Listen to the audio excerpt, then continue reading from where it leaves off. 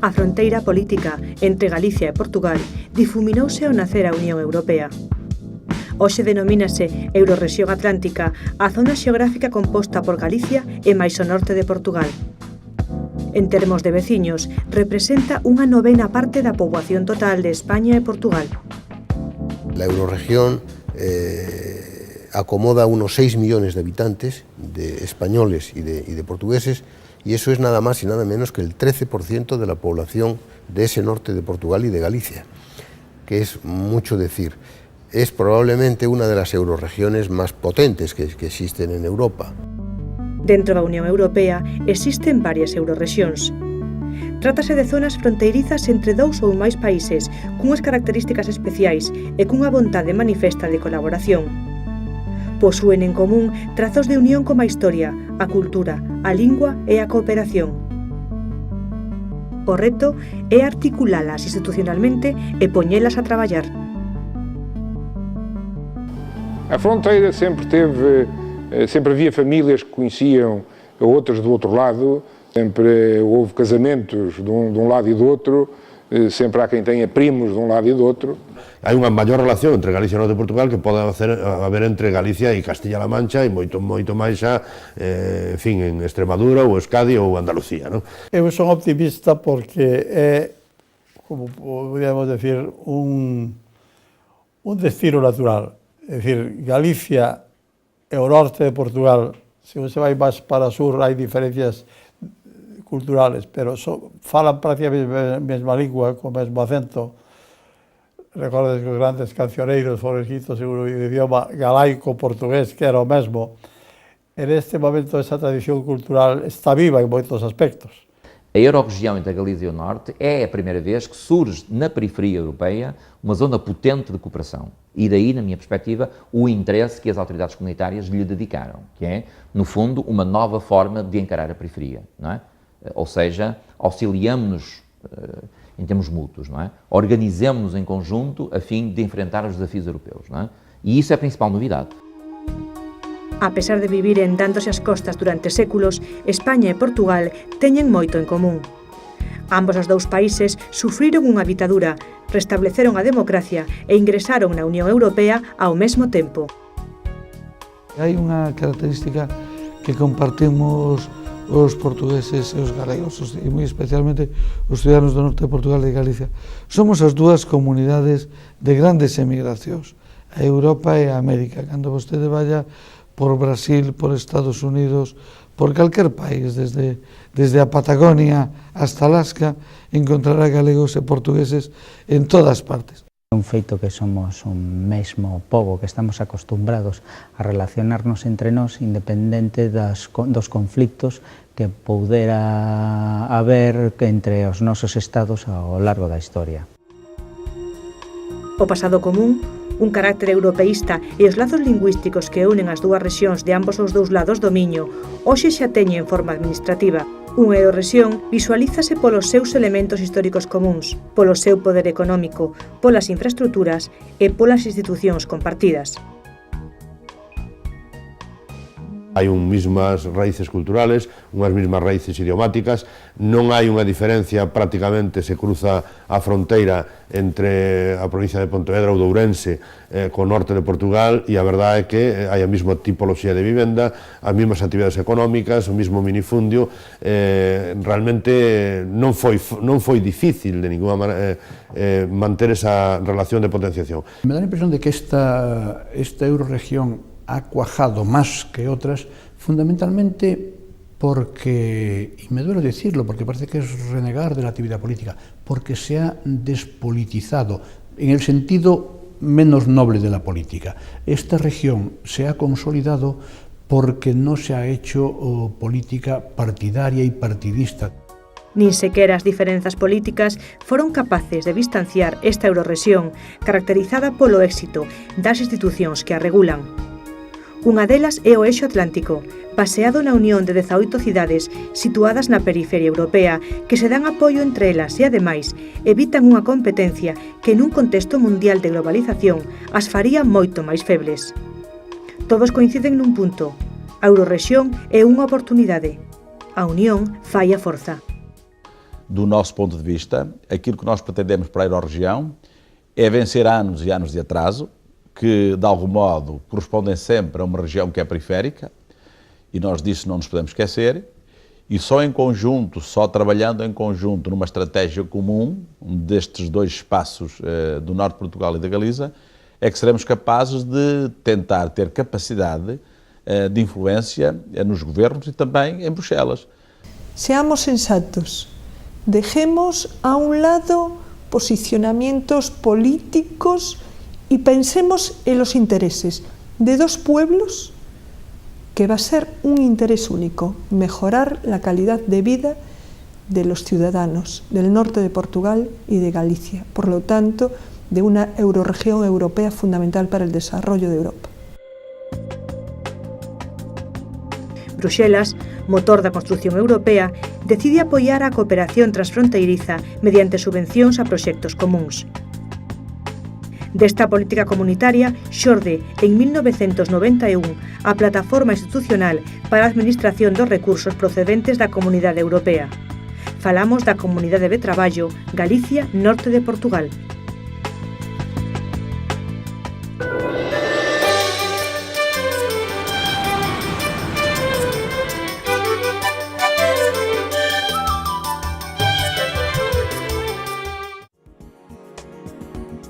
A realidade social vai por diante da realidade política. A materia pendente de Galicia e do norte de Portugal era a de adaptar a súa capacidade administrativa para dar respostas aos cidadáns. Por esta razón, en 1991 créase a Comunidade de Traballo de Galicia e Norte de Portugal. Trátase da principal institución de cooperación na Eurorrexión Atlántica. Esta entidade ten dúas xefaturas, o presidente da Xunta de Galicia e o presidente da Comisión de Coordinación e Desenvolvemento Rexional do Norte de Portugal, que alternan a súa presidencia. Como a outras comunidades de traballo europeas, a do noroeste da Península Ibérica naceu coa intención de facilitar o diálogo para a planificación de estrategias comuns de desenvolvemento da súa terra. E teño que decir que foi un grande suceso. Durante moito tempo estivemos traballando xuntos, sobre todo foi eficaz para a distribución dos fondos Interreg e outros, porque nos puxemos sempre de acordo na coordinación das obras que se facían con cargo a él, pero outros aspectos tamén, deu lugar a convenios sindicales, a convenios empresariales. E teño que decir, sobre todo durante a longa presidencia do profesor Braga da Cruz. Criámos a comunidade de trabalho, manifestamente que esse período fica a dever-se à personalidade fortíssima de Dom Manuel Fraga, que nos entendia bem e que permitiu que houvesse, independentemente da natureza política e administrativa, facultou um ambiente de relação muito favorável, em que as administrações tinham um encontro regular. En Galicia hai un poder autonómico moi potente. Non obstante, o norte de Portugal depende máis de Lisboa para tomar decisións, porque o Estado portugués non conta cunha estruturación autonómica. E surgiu daqui a ideia, falámos com os outros alcaldes das principais cidades, com os presidentes de Câmara do Norte de Portugal também, e a ideia foi um instante, sendo que foi apadrinhada imediatamente pelo Presidente da República Portuguesa, então o Dr. Mário Soares, que foi mesmo ele quem deu a sua bênção como padrinho ao casamento Galiza-Norte de Portugal, e há que reconhecê-lo pelo lado da Galiza, imediatamente acolhida pelo então Presidente da Junta da Galiza, o professor Fragueiro Ibarne, imediatamente. Sendo que o Governo Central em Espanha achou bem e, curiosamente, à época, o Governo Central em Portugal achou muito mal. O Estado portugués ten unha distribución administrativa distinta, donde non existen nacionalidades ou rexións que teñan un goberno propio que poidan actuar, entón hai que influir directamente en Lisboa, non? Entón é un tema bastante máis complicado, non? Pero o Goberno Central de Portugal comprendeu pronto a importancia e as posibilidades da Eurorrexión. Así, en 1992, un grupo de cidades representadas polos seus alcaldes uníronse para defender ante Europa os seus intereses comuns. Nace o Eixo Atlántico. O presidente da Cámara de Porto, nesa data Fernando Gómez, asume a presidencia rotatoria entre Galicia e Norte de Portugal.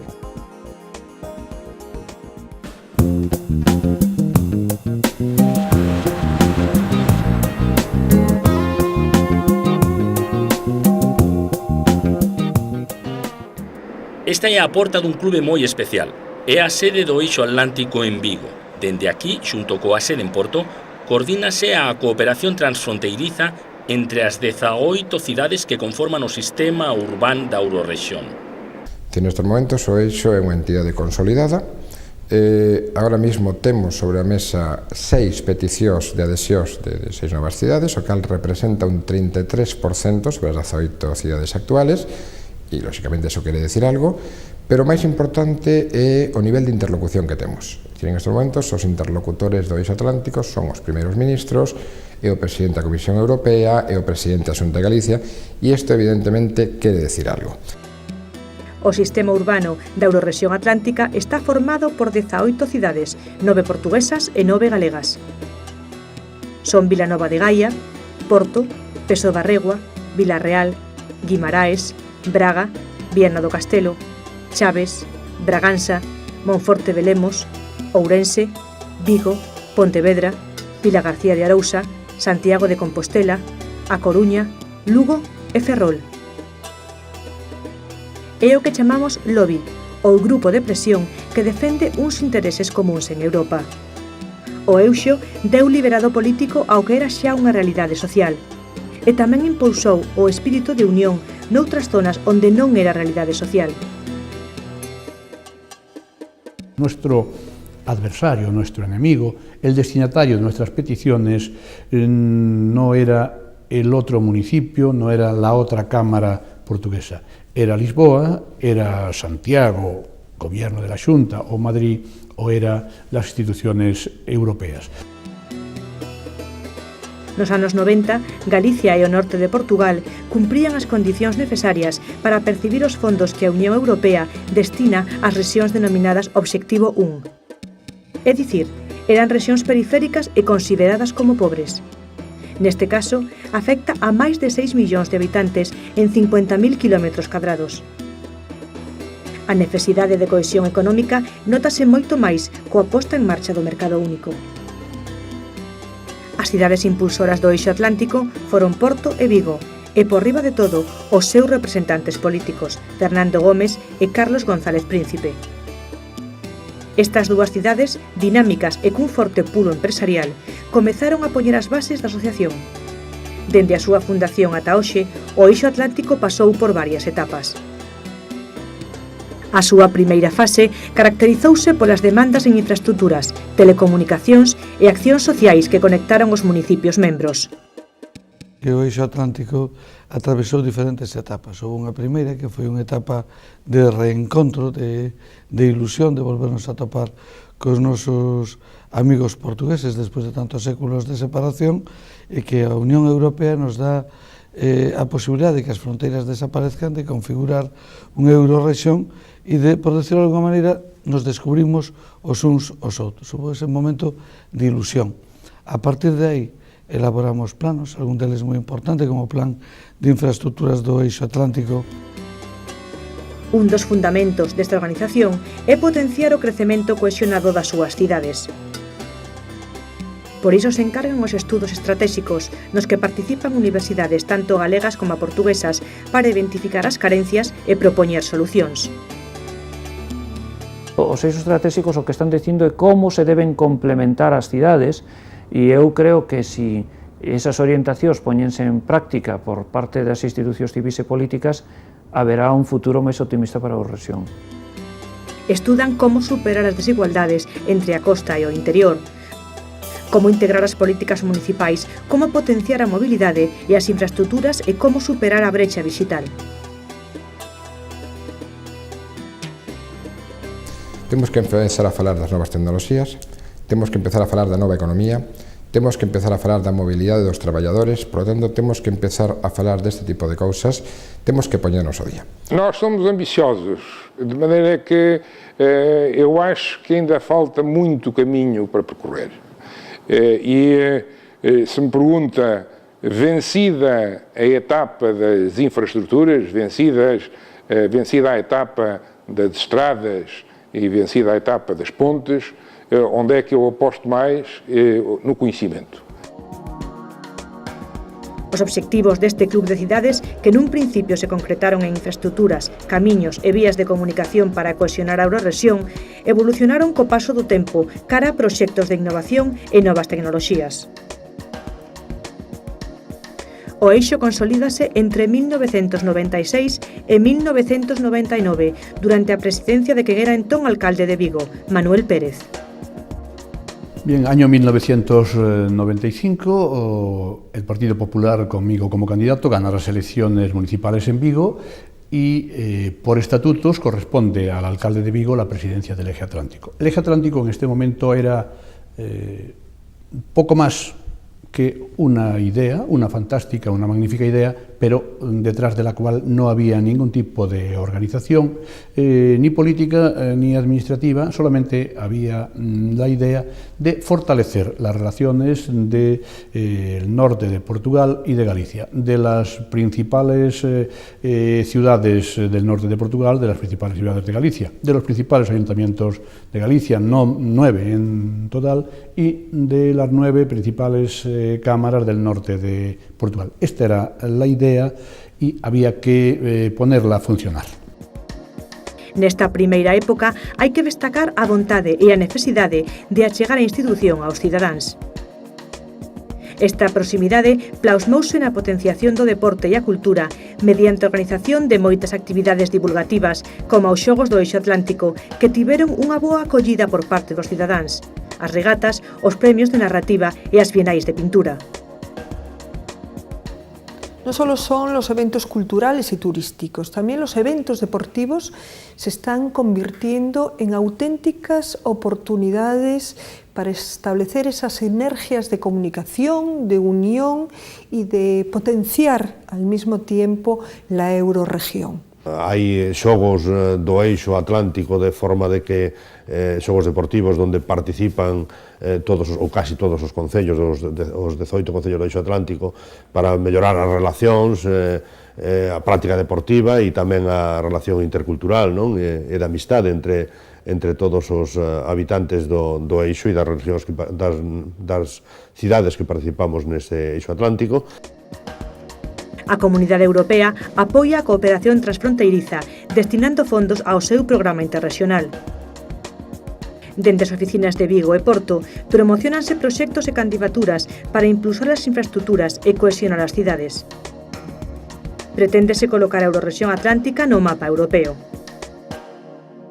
Mas mais que reivindicação de procura de justificação e argumentação para que os investimentos públicos venham a beneficiar toda esta região, que realmente foi esquecida durante muito tempo e que, com as potencialidades que tem, com esses investimentos, ajudará certamente os dois países, Portugal e Espanha, a um desenvolvimento mais equilibrado e à potencialização daquilo que é a sua capacidade de responder às exigências de vida, de qualidade de vida, digamos, de melhor qualidade de vida para os cidadãos residentes em toda esta vasta área do noroeste peninsular.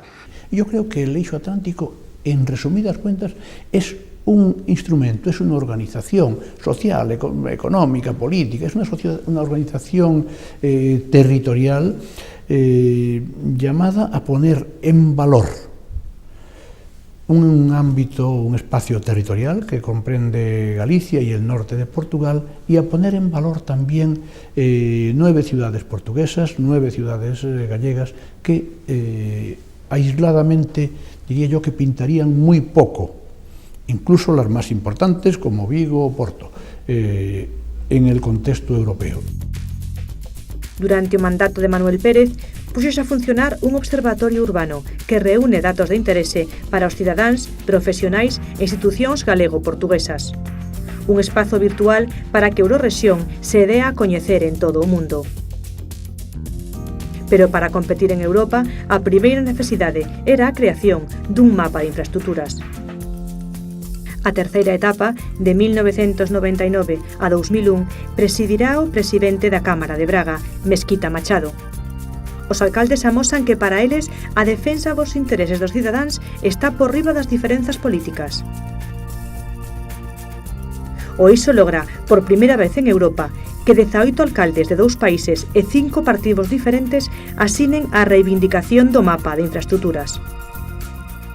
Estratéxicamente, despois de definir o que é o mapa de infraestructuras da Eurorrexión, o que buscábamos fundamentalmente era cohesionar todo o territorio, pero non cabe ninguna dúbida que Galicia, que se estructura no que é na zona costeira e na zona do interior, sempre con unhas diferencias interterritoriais importantes, a aposta por Portugal supón facer un eixe no interior de Galicia e no interior do norte de Portugal que indudablemente pode potenciar un desenrolo económico, social importantísimo.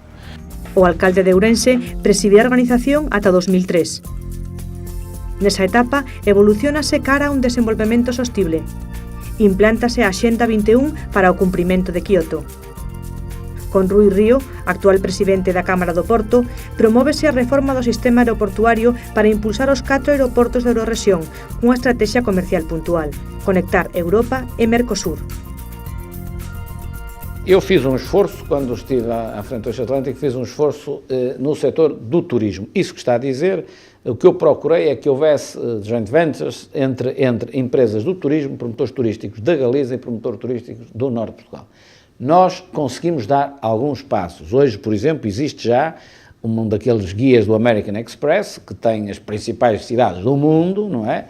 Tem hoje o Eixo Atlântico. Ou seja, Norte de Portugal e Galiza tem hoje, enfim, está tratado ao nível de Paris, ou de Londres, ou de Nova Iorque. Pronto. Conseguimos isso, não existia. Agora, não consegui, por exemplo, que empresários espanhóis e empresários galegos e empresários portugueses tivessem feito, por exemplo, uma empresa mista, luso-espanhola, para a promoção turística conjunta da Eurorregião. Actualmente, a Eurorrexión enfróntase ao acceso a alta velocidade ferroviaria e ás novas tecnoloxías. O seu actual presidente, o alcalde de Santiago, toma o relevo para decidir sobre o futuro da Eurorrexión. Por exemplo, as decisións que se tomen con relación ao tren de alta velocidade van a ser fundamentales para integrar este conxunto para que o norte de Portugal poida acceder rapidamente ao tren de alta velocidade ou para que, ao revés, se non se resolve ben, o norte de Portugal quede pendiente de Lisboa.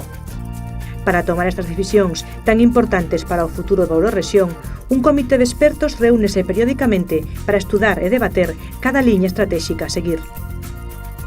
O debate de Ourense reuniu, no 2005, un panel de primeiras espadas políticas e académicas.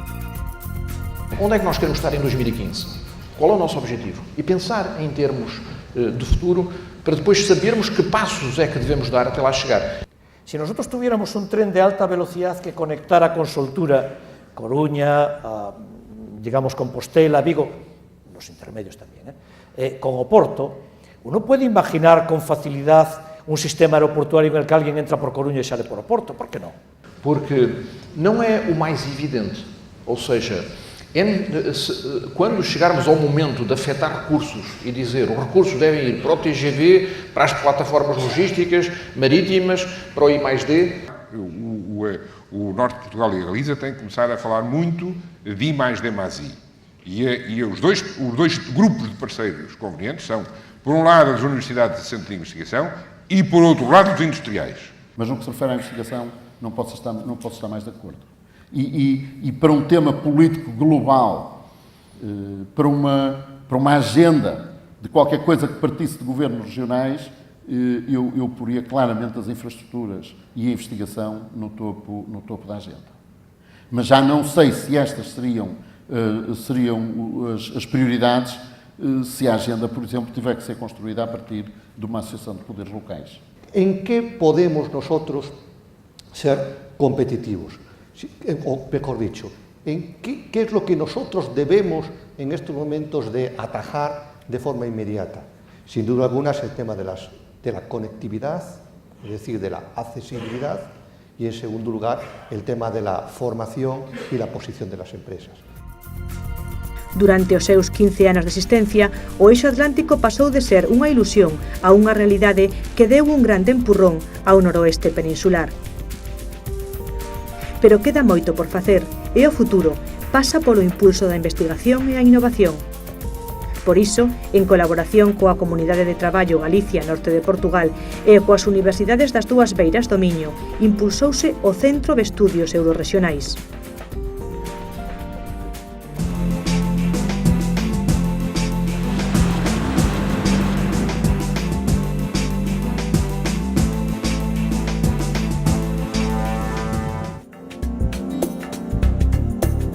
O Centro de Estudos Eurorregionais é unha aposta pola investigación e a sociedade do coñecemento. No 2002, as universidades galegas da Coruña, Vigo e Santiago de Compostela únense ás portuguesas de Porto, Miño e Trás-os-Montes e Alto Douro para fomentar o desenvolvemento da Eurorrexión. Digamos, sucesso esta aproximação entre as universidades, entre o eixo atlântico e a comunidade, que deram as mãos no sentido de desenvolver estas iniciativas para, digamos, mostrar à sociedade que existe vontade de trabalhar em conjunto e de que a Eurorregião se desenvolva nos aspectos científicos, da sociedade do conhecimento, da investigação, naturalmente. É moi importante poñer a traballar colaborativamente investigadores de todas as ramas de coñecemento de Galicia e do norte de Portugal, de cara a formar redes de excelencia, grupos de investigadores potentes, que poidan discutir tópicos e que poidan formular candidaturas a proxectos ambiciosos de plans nacionais de I+D ou de plans europeos de I+D.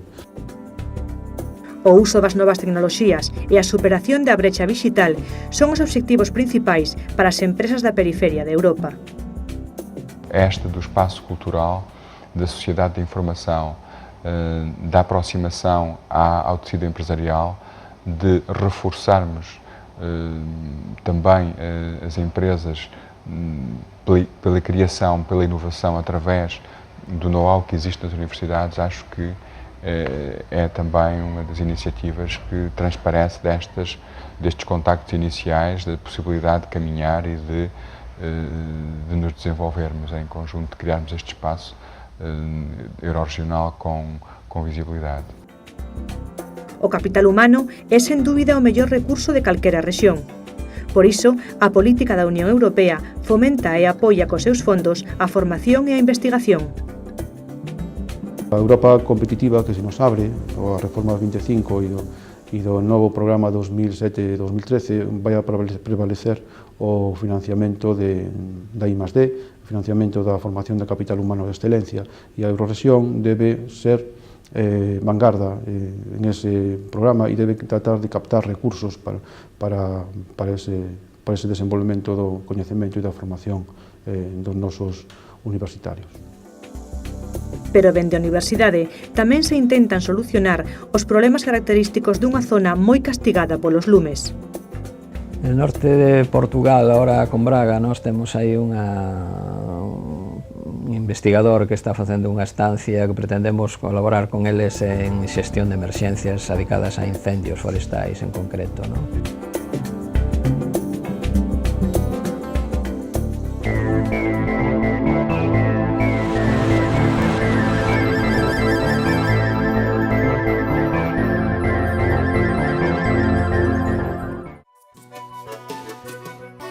As comunidades territoriais de cooperación son pequenas comunidades lindeiras e fronteirizas unidas co fin de conseguir financiación para proxectos transfronteirizos concretos.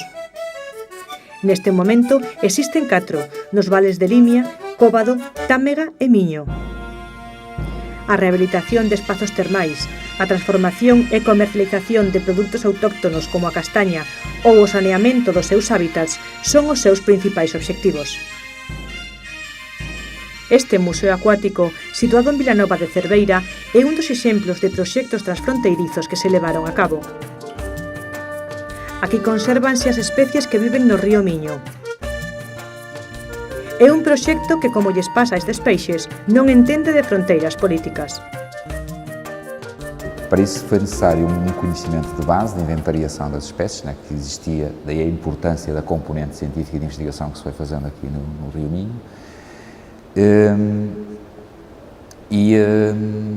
É possível ver nesta descida, não é, simulada, os diferentes biótopos que existem no rio Minho, com as suas espécies mais representativas. Não é? Inventariadas em termos de espécies de água doce são 12, não é?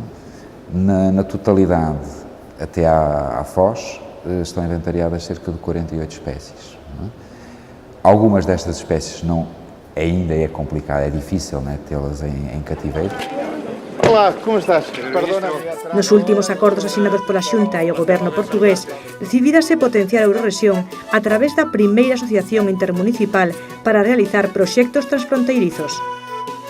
Associação Intermunicipal Transfronteiriça para fazer candidaturas a projetos de pacotes financeiros que se destinam à promoção do desenvolvimento transfronteiriço. E Portugal e Espanha vão ter pela primeira vez uma associação intermunicipal com municípios dos dois países para desenvolver projetos estruturantes para esta região do Minho e também para a Galiza.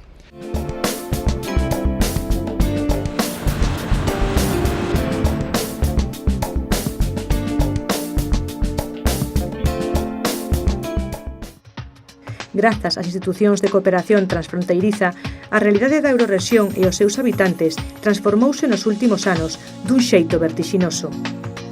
Pero todas estas políticas son só unha representación dos intereses dos cidadáns que viven nunha Eurorrexión da cabalo de dous países. Un bo exemplo é o caso deste médico que vive en Tui, provincia de Pontevedra, e cada día vai traballar ao Centro de Saúde de Ponte da Barca. Eu sempre digo así de broma, saio ás 9 de casa para estar ás 8:30 no traballo. Claro que ao pasar o río Miño, pois, hai que ter en conta que o reloj vai unha hora para atrás. E entonces é media hora, desde onde vivo eu, onde vou traballar é media hora. Os seus pacientes son portugueses e enténdense perfectamente. Están afeitos a que os atendan médicos galegos e ata eles fan un esforzo por falar ao doutor en español. Eu a xente perfectamente, incluso eles, a veces eles ainda se esforzan a falar comigo en español, e eu sempre insisto, dicen, non, a mí español non, fáleme en portugués, que eu, además, que eu necesito ouvir en portugués, son eu o que teño que, ao mellor, pedir disculpas, tal, entonces, e non houve ninguna. Ao ser galego e portugués, pois tamén aí non hai, en cuestións de idioma e tal, pois non hai así diferencias. E máximo aquí no norte que galego e portugués, pois é case a mesma coisa. A gente tocou por aí fora, em alguns sítios, não há doutor, não há isto, nós aqui estamos, não estamos mal, vá. Vimos aqui e somos logo atendidos. Medo. Igual que a Juan, existen máis de 800 médicos españois que cada día cruzan esta fronteira para acudir ao seu traballo nos centros de saúde públicos e privados do norte de Portugal. Isto ocurre así ou acontece así porque nunha determinada altura, hai uns 5 ou 6 anos, o sector sanitario portugués tivo un déficit grande de man de obra e foi procurar a Galicia médicos, enfermeiros para vir traballar ou para ir traballar a Portugal porque as universidades e as facultades portuguesas non formaban a cantidade suficiente de persoal para traballar neste sector. Hai outro problema, por exemplo, a nivel fiscal. Que é que pasa? Qual é a legalidade? É dicir, eu sou un funcionario aquí, fago a miña declaración de renta aquí e vivo en España. Eso é legal, non é legal? E me dixeron que sí, pero hai outros compañeros que dixeron que non. Viven nun país e traballan noutro. Esta situación ás veces é problemática. Por iso se creou a Asociación de Profesionais Españois da Saúde en Portugal, que xa conta con máis de 140 socios. A mí non me gusta usar a palabra, digamos, que somos emigrantes, pero somos emigrantes nun país, aínda que non parece estranxeiro pola acollida e pola, digamos, idiosincrasia e por todas as similitudes que ten fundamentalmente con Galicia, pois non deixa de ser que nós estamos nunha terra diferente a nosa, entonces, con unha administración diferente, con unha política diferente e que temos, digamos, ás veces temos algunha problemática que individualmente custa moito, é moi difícil resolvela e así fixemos unha asociación un poquinho para eso, para ampararnos. Nos tempos actuales a mobilidade da poboación é un dato incuestionable. Cada quen traballa en un sitio, vive en outro, por lo tanto, todo o mundo móvese. Móvese tanto a xente como móvese a mesma velocidade o capital. Por lo tanto, xa non hai fronteiras, xa non hai esas rayas que dividen un país frente a outro e, por lo tanto, debemos de asumir ese concepto unánime e homoxéneo do que significa unha eurorrexión. de aquí que todas as políticas que poñamos en marcha deben contar con esa alta mobilidade que existe nesta eurorrexión e, polo tanto, non distinguir os que habitan en un sitio e habitan noutro.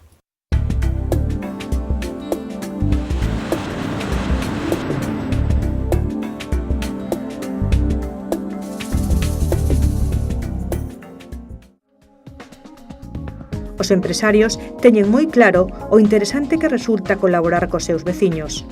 Así, unidos, terán unha forza maior.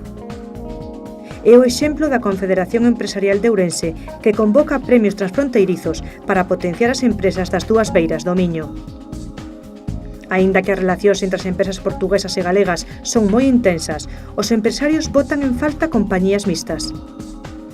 Estuvemos separados nas décadas pasadas con unha fronteira que era produto de cuestións históricas máis de xeográficas ou etnográficas.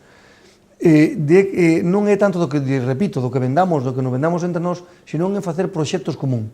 E aí é onde boto en falta experiencias en un campo onde hai que abondar moito. Hace solamente 15 años, la interrelación de inversiones entre norte de Portugal y Galicia era prácticamente inexistente. Hoy, solamente 15 años después, hay un número importante de inversores que están cruzando sus actuaciones y, por tanto, un avance importante en la eurorregión. Pero es claramente insuficiente, porque una eurorregión se define de forma más paradigmática a través de las inversiones cruzadas, a través de lo que los empresarios de un territorio hacen en el otro. Pero igual que se uniran os empresarios para acadar novos mercados, os sindicatos alzan as súas reivindicacións dende unha única voz, a do Sindicato Eurorregional. O fundamental da nosa actividade se centra en buscar os obstáculos que existen á mobilidade de traballadores. Ainda que pareza que todo o mundo se pode mover por Europa libremente, é certo que podes circular, facer turismo e un sinfín de cousas, non? Pero, cando nos poñemos como ciudadanos a querer exercer o dereito ao traballo en outro país, as normativas son limitativas en moitos aspectos, non? E esas limitacións é o que nosotros facemos como actividade principal, non? Hai dous tipos de traballadores entre Galicia e norte de Portugal. Uns son os denominados transfronteirizos. Son os que circulan a diario entre os dous países e non mudan de residencia. Normalmente son autónomos, transportistas ou empresas de servizos e algúns profesionais, como os médicos citados. Outro colectivo son os empregados desplazados. Estes traballan durante toda a semana e regresan á súa casa ás fins de semana. A terminoloxía é importante porque están amparados xurídicamente de distinta maneira, non? Entón, os traballadores, a maior número que hai son desplazados, ahora mismo, non? E hai dous tipos de traballadores desplazados. Hai traballadores fundamentalmente da construción, non? Que veñen a traballar a Galicia e tamén a pesca, non? E traballadores, sobre todo sanitarios, que van a traballar a Portugal.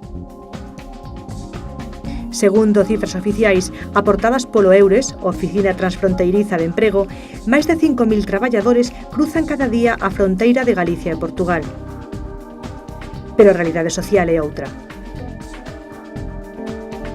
O ciudadano vive en Nigrán e traballa en Vigo, o ciudadano vive en Teo e traballa en Santiago, ou viceversa, o ciudadano vive en Galle e traballa en Porto, ou viceversa, e a realidade política, a realidade administrativa non afronta ese ciudadano desde o punto de vista global, sino que os servicios en boa medida os presta a cachos.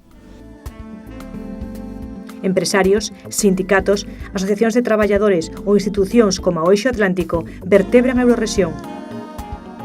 Pero existen outros movementos sociais e culturais que xorden dos propios cidadáns e da súa necesidade de relacionarse co país veciño.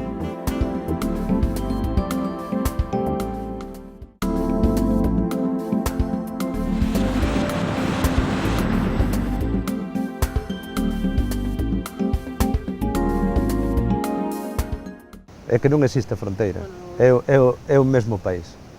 Chámese país, nación, territorio, estado, rexión. Somos a mesma xente dun e do outro lado da raya porque a raya non existe. Os povos da raia seca que delimita Galicia e o norte de Portugal viven con máis intensidade que ninguén a relación dos dous países. Arraianos é unha asociación cultural e ecoloxista que ten como obxectivo o desenvolvemento rural na zona transfronteiriza. Naceu no 2004 e é outra forma de cooperación que xorde directamente dos cidadáns.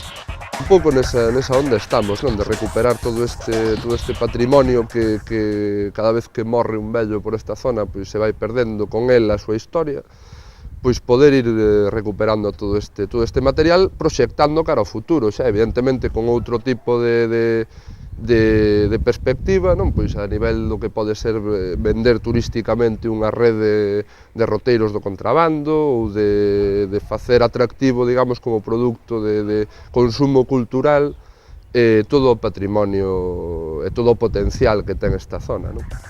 Arraianos quere ser un centro de documentación sobre a fronteira, sobre a historia e as relacións dos seus cidadáns ao longo dos anos. Un traballo arduo para non perdermos o legado dos devanceiros. Desapareceu a documentación durante a invasión napoleónica, pero a tradición, e sobre todo gracias ás obras de García Mañá, estáse recuperando toda a tradición que existía no Couto Mixto, que era o único caso conocido no mundo que a xente gozaba desde o momento que nacía de doble nacionalidade. Podían escoller a española ou portuguesa. Bueno, é un feito que ao longo do siglo XX, no que é o espacio da raya, a xente decidía se era portugués ou galego en función de onde lle interesara facer o servicio militar. Por exemplo, nas guerras coloniais portuguesas dos anos 70 en Mozambique e por aí, pois a xente prefería ser español porque non tiña que ir ao frente. Pero tamén miran o futuro. Entre os seus proxectos destaca a creación dunha emisora de radio para poder transmitir o patrimonio común ás novas xeracións. Na que, digamos, xa teñamos documentadas moitas historias de vida, na que se nos conten pois todas as historias do que foi a relación transfronteiriza durante os anos da fame, por exemplo, como o contrabando mesmo foi evolucionando ao longo do tempo en función das necesidades que había, en función das distintas oportunidades de negocio que había para distintos produtos, o aceite, ou as armas na época da resistencia, non? E dos guerrilleiros aquí na zona da fronteira, o contrabando de wolframio, o contrabando de todo tipo, desde pedras de mechero a panos, boinas, houve contrabando de todo tipo de cousas. Dentro desta asociación, trátase de recuperar antigos camiños e rutas que ofrecen como destino turístico para potenciar a economía da zona. Un claro exemplo é esta vía romana. Os miliarios eran os marcos que puñan os romanos na vía 18, que é na que estamos actualmente, para indicar as millas romanas, que equivalen prácticamente a unha milla náutica de hoxe. A vía 18 era equivalía ao que hoxe é unha autopista que unía dúas capitales do convento lucense e do convento bracarense, que eran dúas das tres divisións nas que estaba dividida a Galicia. Estes son os marcos que percorren e delimitan a fronteira. Nesta zona teñen especial importancia o comercio e as feiras, que se alzan casi como institución para o intercambio, pero non só de produtos. En bande, a través das feiras a xente vaise relacionando, vanse creando unhas canles comerciais e humanas, gastronómicas, antropolóxicas, sociais. E parece mentira, pero se está recuperando o antigo espírito arraiano.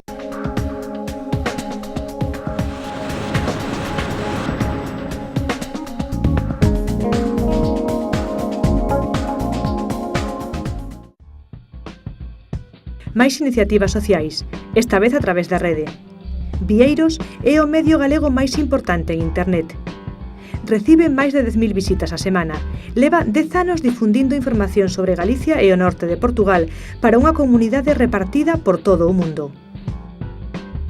En Vieiros temos o canal Lusofonía, que, bueno, creámoslo porque temos claro que internet, se algo fai, é diluir fronteiras, non? tendo o idioma por riba das fronteiras físicas ou de países. Realmente a comunidade lusófona na que se inclúe o galego ten 1 millón de falantes en moitísimos países, e Portugal claramente, aparte diso, temos unha relación moito máis estreita xa en canto á cultura, en canto a que estamos en Europa, que formamos esa cousa lusófona en Europa, e que ademais na conexión social e cultural que hai entre o sur de Galicia e o norte de Portugal.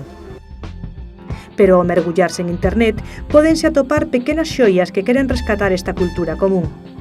Son páxinas webs ou páxinas persoais como son os blogs. Trátase de comunidades que nacen, desenvólvense e relaciónanse no ciberespazo. Logo, aparte, información de... Miramos os xornais portugueses todos os días, tamén os blogs, que hai un importante movimento blogueiro portugués que tamén está moi relacionado co movimento de blogs en galego. Hai unha comunidade moi bonita que se está creando, social, basicamente, pero en internet. E con todo eso intentamos debuxar o que é a comunidade galego-portuguesa lusófona. Esta relación a través dos ordenadores é posible grazas a unha lingua en común. Calquera pode formar parte da comunidade, non fai falta pertencer a ningunha asociación nin a unha entidade. A cooperación xorde individualmente e medra coa potencia barrede para darlle a coñecer esta cultura a todo o mundo. Pero máis aló destas iniciativas populares tan interesantes, os sindicatos, os empresarios, as comunidades territoriais de cooperación, o Centro de Estudios Eurorregionais, o Club de Cidades que forman o Eixo Atlántico e a Comunidade de Traballo integrada polos 2 gobernos regionais son os principais organismos vertebradores da Eurorrexión Atlántica.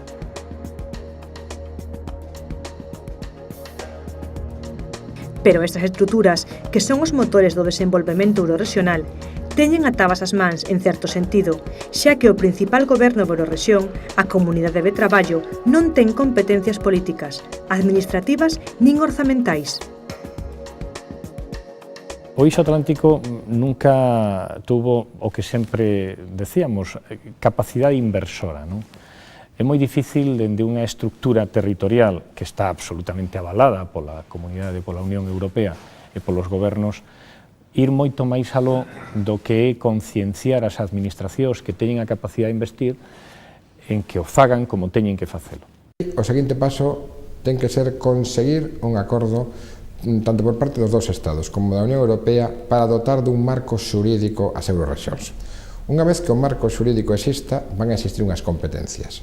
Por lo tanto, se vai a poder dotar de un orzamento. Pero a decisión política de conseguir esas competencias é firme, e así o expresa con rechamante claridade o vicepresidente da Xunta de Galicia, o nacionalista Anxo Quintana. Agora chegou o momento de darlle a Eurorrexión un carácter estratégico dende a perspectiva económica, dende a perspectiva política, dende a perspectiva social e cultural e tamén dende a perspectiva institucional. É un ámbito fundamental para facernos fortes en Europa e é un ámbito fundamental para a expansión da economía galega. Ata agora, Galicia considerouse rexión Obxectivo 1, clasificación que dá dereito a recibir unha maior participación nos fondos estruturais da Unión Europea. Chegará o día en que deberá prescindir das axudas. A maior necesidade dos países socios do leste e a ralentización económica están a acelerar a chegada desa data. Una Unión Europea ampliada y más diversa necesita más, no menos, más inversión. Tenemos un deber de solidaridad con los nuevos Estados miembros que buscan en la Unión Europea apoyo en sus rápidos y notables avances por el camino de la modernización y la reforma. Un nubarrón amenaza una parte del proyecto de la Eurorregión. Es el hecho de que por efectos estadísticos, por razones estrictamente estadísticas, Galicia pierda la capacidad de ser región Objetivo 1. Significa, para entendernos rápidamente, una pérdida de recursos provenientes de Europa muy importante en este territorio. Entran países más pobres y nuestra región se hace relativamente más rica. Desde el gobierno español, en este caso, hay que hacer presión en Europa para que Galicia continúe formando parte de las regiones Objetivo Único. ¿Por qué? Porque si Galicia no sigue siendo región Objetivo 1, en los años 2007 y 2013 perderíamos una enorme cantidad de recursos. Para outros, deixar de ser obxectivo 1 non ten esa lectura negativa, porque tamén significa deixar de ser pobres. Somos uma zona de captação de fundos apenas, nós queremos ter papel ativo na construção europeia. Moitas veces se di, é que deixamos de ser obxectivo 1, pois deberíamos facer unha gran festa como se facía antigamente cando rompían as murallas da cidade, porque é romper o corsé da pobreza. É dicir, non sei como tan deseosos estamos de ser obxectivo 1, porque o único que nos dis que somos pobres. Pero, sen dúbida, a solución para sair da periferia europea e ser unha eurorrexión competitiva radica na incorporación á sociedade digital. Esa é a grande oportunidade para o noroeste atlántico da península. Ser periférico hoxe é menos importante que onte, porque temos a posibilidade real, a partir da rede, da sociedade digital, da incorporación plena á sociedade de telecomunicacións avanzada, de poder estar no centro, no corazón do mundo, de poder competir en tempo real. Creo que o futuro se xoga precisamente na capacidade de acceso á red, en na capacidade de manexo na rede. Creo que é aí onde se xoga e se define hoxe unha sociedade como avanzada ou como periférica. Cos fondos da Unión Europea ou sen eles, as institucións da Eurorrexión Atlántica Galicia e Norte de Portugal enfróntanse a un futuro moi competitivo, aínda que esperanzador, no que o acceso ás novas tecnoloxías parece máis que necesario. Nese mundo cada vez máis globalizado, a dimensión tamén é moi importante. Por iso, o viaxar xuntos na Eurorrexión concede a galegos e portugueses do norte unha vantaxe competitiva que non hai que desaproveitar.